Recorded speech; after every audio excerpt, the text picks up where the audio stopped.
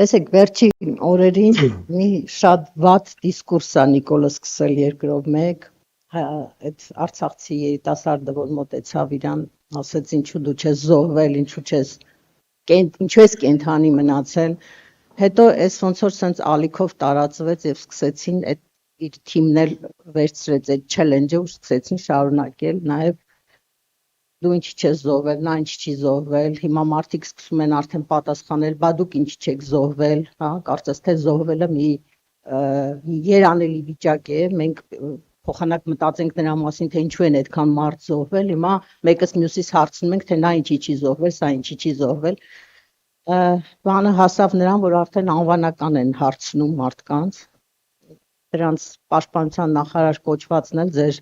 անունը տվեց եւ հրապարակից հայտարարեց, որ ձեր ընտանիքում 6 երիտասարդ կա, ինչու չեն զոհվել։ Իհարկե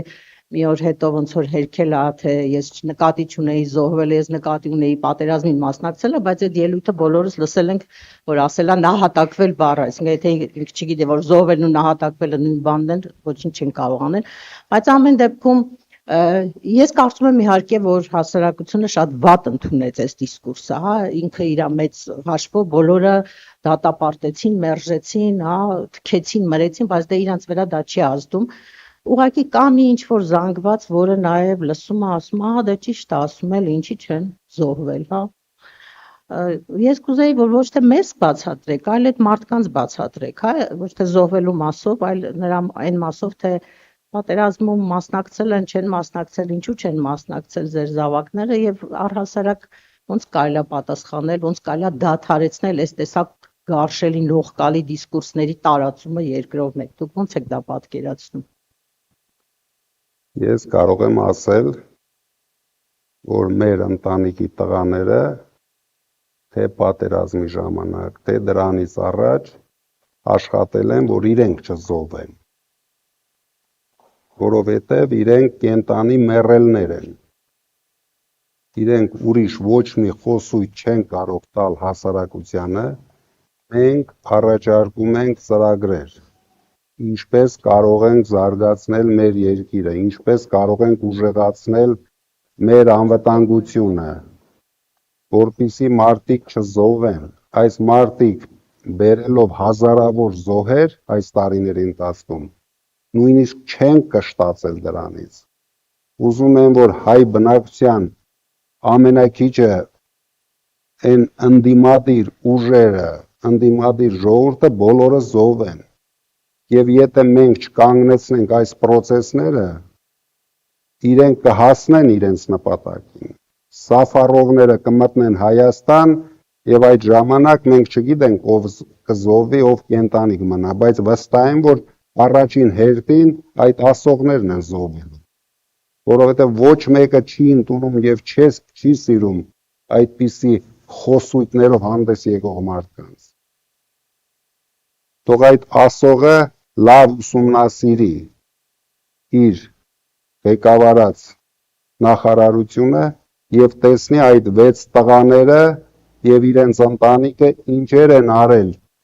երևի ինքը այդքան ուղեղ չունի, որ գոնե ուսումնասիրի դա։ Լավ, մի թեմա կա, որի մասին կուզեի, որ դուք էլ արտահայտվեիք, հա։ Ես իմ դիտարկումները ցույց են տալիս, որ հասարակությունը երկու խնդիր է դնում ձեր առաջ, հա, երկու պահանջ ունի ձեզանից։ Մեկը, որ երաշխավորված լինի, որ ցնցումների մեջ չի ընկնելու երկիրը, պատերազմ, արհավիրքներ, ճգնաժամեր, չգիտեմ, ֆորս մաժորներ չի լինելու, այսինքն դուք պիտի կարողանաք խաղաղ կառավարեք եւ ավելի լավ վիճակում պիտի լինի երկիրը, քան թե Նիկոլ Փաշինյանի ժամանակ, եւ երկրորդը իր համար կարեւոր է այդ վախի գործոնը, հա։ Ես ինչքան հետևում եմ, տեսնում եմ, որ մարդիկ այսօր ինչի են կարկանդված, ինչի են այսքան սահմանափակ խոսքի ազատության մեջ, իրենց դրսևորումների մեջ, նույնիսկ վախենում են ընդդիմության հանրահավաքներին մոտենալ, կարծիք հայտնել, մի հատ լայք դնելու համար կարող են աշխատանքից ազատվել եւ այլն, եւ այդ վախի գործոնը երևի երբևէ երկրում այսքան մեծ չի եղել, ինչքան հիմա է, ու դա շատ բացական դեր է խաղում, հա, վախը նաեւ ստիպում է մարդկանց, որ գնան հենց այդ վախով էլ քվեարկության գնան։ Դրա համար հիմա գլխավոր խնդիրը, որ դուք պիտի լուծեիք, ինձ թվում է այս փուլում, պիտի լիներ այդ վախից մարդկանց թոթափումը, մարդկանց ոգևորելը, մարդկանց հասկացնելը, որ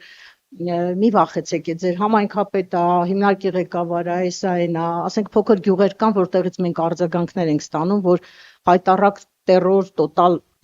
վախի մթնոլորտ է ձևավորված եւ մարդկանց զգուշացնում են, ասում են, որ իմանալու ենք ով ինչպես է քվեարկել։ Սրա դեմ ես ճիշտ ասած չգիտեմ, հա, ինչ ձևով կարելի է պայքարել։ Ես փորձում եմ, ասենք, մարդկանց նույն համոզել, բացատրել, որ ոչ ոք չի իմանալու ձեր քվեարկության արդյունքը, սպառնում են, կեղծ այդ սպառնալիքները, մի տրվեք դրանց։ Եթե աշխատանքից կազատեն, կարող եք վերականգնվել, դա անօրինական է այդ ազատումները եւ այլն, բայց ես ուզում եմ հասկանալ, թե դուք ինչ գործիքակազմ եք տեսնում, հա, ինչպես կարելի է անել, որ մի հատ հեռավոր, ասենք, Վարդենիսի գյուղում ապրող մարդը չվախենա եւ գնա քվեարկի նենց, ոնց որ իր խիղճը իրան թելադրում է։ Ինձ թվում է դուք արդեն տեսնում եք մեր գործելավոճը, անվախ գործելավոճը, դրա միակ ձևը դա է։ Երբ ամեն օր տասնյակ մարդիկ ձերբակալվում են մեր համախոհներից, բայց դա ոչ մեկի չի կաշկանդում։ Բոլորը ավելի մարտական տրամադրված գնում են առաջ։ Դրա միակ ձևը դա է։ Եվ մենք ունենք լուրջ հաջողություն այդ բնագավառում։ Քանի որ երբ որ մենք սկսել ենք պայքարը, մոտ 40%-ը չէին պատասխանում, հրաժարվում էին պատասխանել։ Այսօր դա ընդամենը մնացել է 18%։ Ես դա համարում եմ,